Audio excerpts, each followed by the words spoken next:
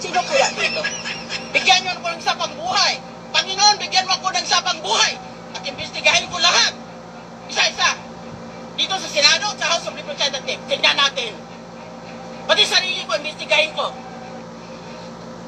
Why is the Philippines always ranked as one of the most corrupt countries in the whole world?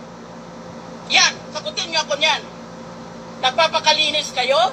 Aba kung malinis pala ang mga opisyalis natin at malinis pala sa buong bansa, eh bakit palagi tayong nililista ng Transparency International as one of the most corrupt countries in the world? Magtitingnan tayo? Sino kaya dito? Bigyan niyo ako ng sapang buhay.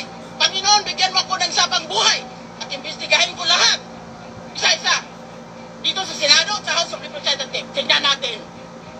Pati sarili ko, imbestigahin ko. Why is the Philippines always ranked as one of the most corrupt countries in the whole world? Yan, sagutin niyo ako niyan. Nagpapakalinis kayo? Aba kung malinis pala ang mga opisyalis natin at malinis pala